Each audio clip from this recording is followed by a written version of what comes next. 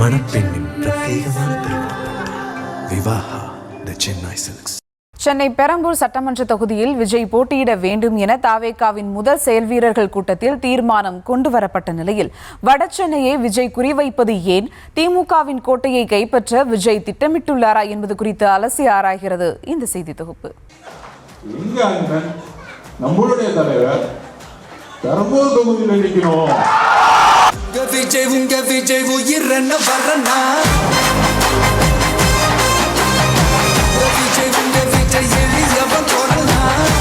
தாவேகா செயல் வீரர்கள் கூட்டத்தில் எடுக்கப்பட்ட தீர்மானத்தின் மூலம் ஒரே நாளில் இந்தியா முழுவதும் லைம் லைட்டுக்கு வந்திருக்கிறது பெரம்பூர் சட்டமன்ற தொகுதி. சட்டப்பேரவை தேர்தல் காரணமாக ஒவ்வொரு நாளும் பல அதிரடி திருப்பங்களுடன் பரபரத்து கொண்டிருக்கிறது தமிழ்நாடு அரசியல் களம். குறிப்பாக கன்னி தேர்தலில் தனித்து களம் காணும் தமிழக வெற்றி கழகம் தடைகளை தகர்த்தெறிந்து சாதனை படைக்குமா என்பது மிகப்பெரிய கேள்விக்குறியாக இருந்து வருகிறது. இந்த நிலையில் தேர்தலில் விஜய் எங்கு களம் காண உள்ளார் என தமிழகமே எதிர்பார்த்து காத்திருந்த கேள்விக்கு தற்போது விடை கிடைத்திருக்கிறது.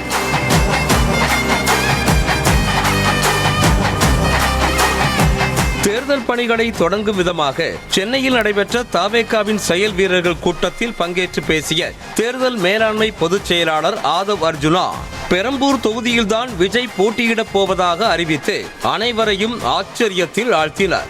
எப்போது கர்ப்பிணி மீது கை வைத்தார்களோ அன்றைய தினமே வட சென்னையில் தான் போட்டியிட வேண்டும் என விஜய் முடிவெடுத்து விட்டதாக அதற்கான காரணத்தையும் கூறினார் ஆதவ் அர்ஜுனா. எப்பொழுது என்னுடைய தங்கை கர்ப்பிணி பையை வயிற்றுல கை வச்சாங்களோ அன்னைக்கே முடிவு பண்ணார் தலைவர் முதல்ல வட சென்னையில முதல்ல மக்களை ஓட்டு போட வச்சு உங்களுக்கெல்லாம் ரிட்டையர்மெண்ட் கொடுத்து உங்களுக்கெல்லாம் எந்த ஜெயில் வாழ்க்கையை பார்க்க வைக்கணுமோ அங்கேயே உங்களுக்கு நிரந்தரமா அனுப்புறதுக்கு முடிவெடுத்தார். 90களில் இருந்தே திமுகவின் அசைக்க முடியாத கோட்டையாக சென்னை இருந்து வருகிறது. எம்ஜிஆர், ஜெயலலிதா தொடங்கி தற்போது வரை அதிமுக மூத்த தலைவர்கள் பலரும் சென்னையில் போட்டியிட தயக்கம் காட்டி வரும் நிலையில் திமுகவின் கைக்குள் இருக்கும் வட சென்னையை பறிக்கவே விஜய் வட சென்னையில் போட்டியிடுவதாக சொல்லப்படுகிறது. இதே காரணத்தை முன்னிறுத்தி கூட்டத்தில் பேசிய ஆதவ் பல ஆண்டுகளாக வட சென்னையை ஒதுக்கி திமுக செய்த சூழ்ச்சியை முறியடிக்கவே பெரம்பூரில் விஜய் போட்டியிடுவதாக கூறினார். ஜாதி இல்ல, மதம் இல்ல, எல்லாம் தொழிலாளிகள், எல்லாம் உழைப்பாளிகள். அதனால திமுக எப்பயுமே இந்த பிரிச்சு விடுற வேலை இங்க செய்ய முடியாது. வட சென்னையில எனக்கு தெரியும் அவர் மைண்ட் வட சென்னையில எங்கேயோ ஒரு இடத்துல இருக்கும்.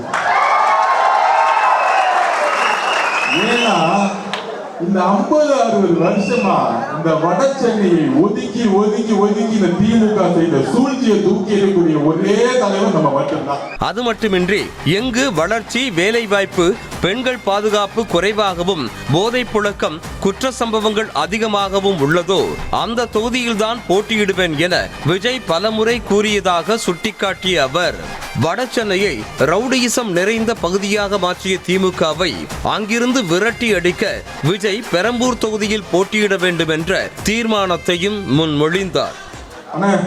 நீங்களாம் வந்து தொகுதினா எங்க நினைப்பீங்க அப்படின்னு அண்ணன் கேட்போம். அண்ணன் சொல்லுவாரு, எங்க வறுமை அதிகமா இருக்கோ, எங்க ஏழ்மை அதிகமா இருக்கோ,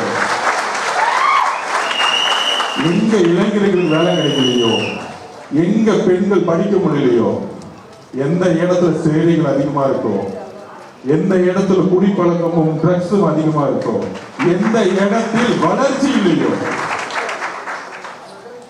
அந்த இடத்துல நான் உறுப்பினராகி அந்த இடத்தை ஒரு சிங்கப்பூர் மாதிரி மாத்தணும்னு சொல்லுவார். ஒருங்கிணைந்த கண்காணிப்பு குழுவா போடும்போது உங்க சார்பா ஒண்ணு தீர்மானம் போடலாமா? எங்க அண்ணன் நம்மளுடைய தலைவர் பெரம்பூர் தொகுதியில் நிற்கணும். ஆதவ் அர்ஜுனா கொண்டு வந்த தீர்மானத்தை பொதுச் செயலாளர் புஷி ஆனந்த் வழிமொழிந்த நிலையில் பெரம்பூர் தொகுதியில் விஜய் போட்டியிடுவது கிட்டத்தட்ட உறுதியானதாக சொல்லப்படுகிறது. 1991 மற்றும் 2016 தவிர மற்ற அனைத்து சட்டமன்ற தேர்தலிலும் வெற்றி பெற்று பெரம்பூர் தொகுதியில் திமுக சிம்மாசனம் போட்டு அமர்ந்திருக்கும் நிலையில் அதனை வரும் தேர்தலில் தன்வசப்படுத்தி திமுகவிற்கு விஜய் அதிர்ச்சி கொடுப்பாரா என்பதை பொறுத்திருந்துதான் பார்க்க வேண்டும். மணப்பெண்ணின் பிரத்யேகமான திருமணம் விவாஹா தி சென்னை சில்க்ஸ்.